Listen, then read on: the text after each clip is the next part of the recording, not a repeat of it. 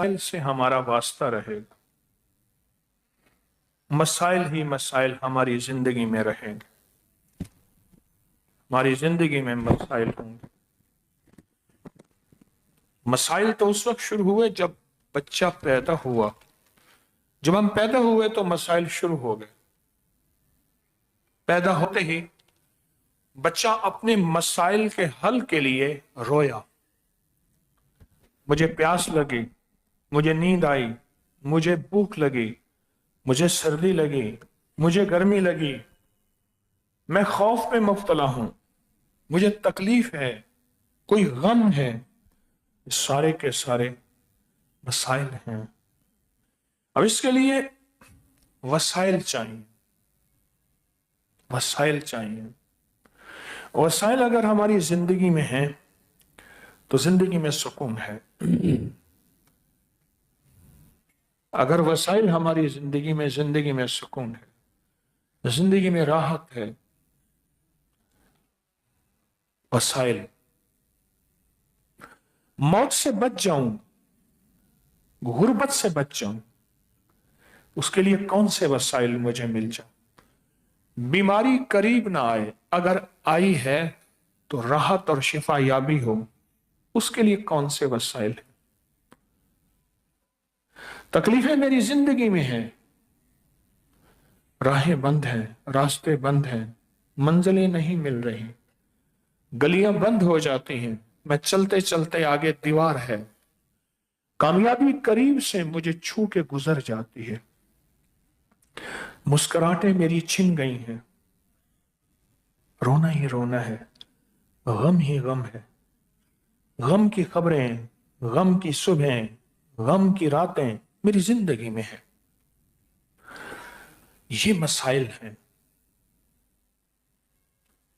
اور ساری زندگی میں ان مسائل کے ساتھ جنگ لڑتے لڑتے نمٹتے آخرکار ایک وقت آتا ہے کہ میں آخرت میں موت میں چلا جاتا ہوں، اور میں سمجھتا ہوں کہ شاید موت ہی میرے مسائل کا حل ہے۔ نہیں، ہرگز نہیں۔ اب تو گھبرا کے کہتے ہیں کہ مر جائیں گے، اب تو گھبرا کے کہتے ہیں کہ مر جائیں گے، اور مر کے بھی چین نہ پایا تو کدھر جائیں گے؟ اب زندگی میں اسباب سارے اختیار کیے، وسائل سارے دیے۔ کتنے والدین ہیں جو اپنی اولاد کے لیے بہت مال، بہت جائیداد، بہت پراپرٹی، بہت چیزیں، بہت زمینیں، بہت پلاٹ، بہت بنگلے، کوٹھیاں، وسائل دے جاتے ہیں، لیکن عرشوں سے کوئی فیصلے ہوتے ہیں کہ ہم نے ان کو مفلسی دینی ہے، غربت دینی ہے، تنگدستی دینی ہے، فقر دینا ہے، اور ہم نے ان کی زندگی کو اندھیروں میں ڈال دینا۔ اوپر سے مسئلہ اس کا جواب یہ ہے، اسے فائدہ ہوگا، اس سے لوگوں کو نفع ہوگا، اس سے لوگوں کو خیر ملے گی، راحت ملے گی۔ کیا خیال ہے؟ خیر ملے گی، راحت ملے گی۔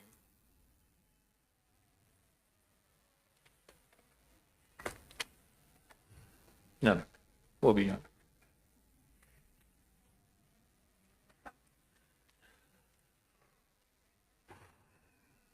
آئیں پھر پہلے خط کو ہاتھ لگاتے ہیں۔ اس میں سے کچھ خط میں نے نکالے ہیں، ایسے اٹھا کے کچھ نکال لیے ہیں خط۔ ہر خط کے ساتھ لفافے لگے ہوئے ہیں۔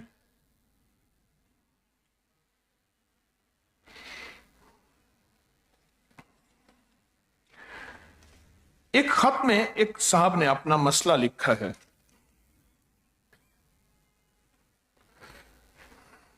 ہمارے خاندان کے مردوں میں خصوصاً اوپر کئی نسلوں سے ذہنی امراض چلے آ رہے ہیں۔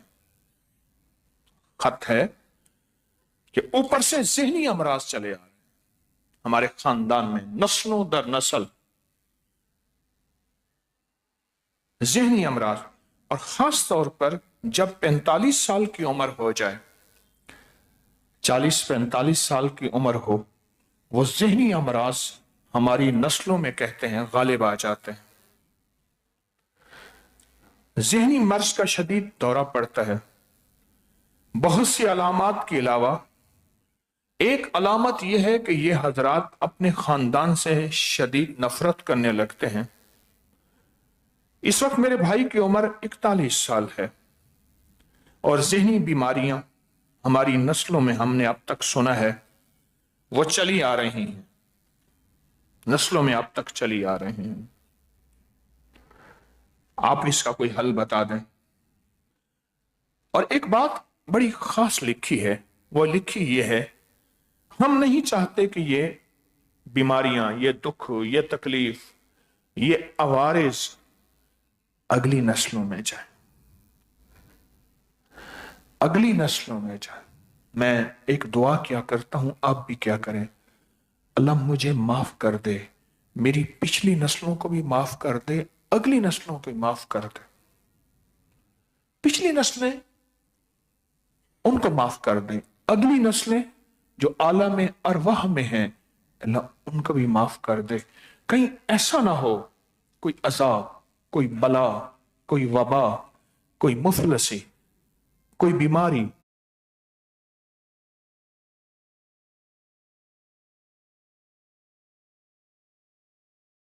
कोई इल्लत, जिल्लत और किल्लत अगली नस्लों में मुंतकिल ना हो। बस तेरी माफी जब होगी फिर मकाफात अमल भी नहीं होगा, नस्लों की हिफाजत भी होगी और नस्लों में राहत, रहमत, अता, शफकत और बरकत होगी।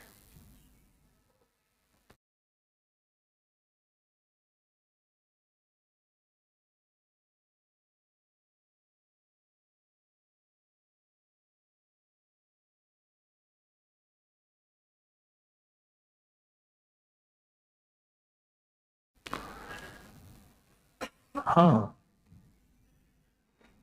अल्लाह तो करीम है। अब ये कहते हैं कि हमारी नस्लों में बीमारी है, इसका इलाज क्या है। मैं इसके दो इलाज बताऊंगा।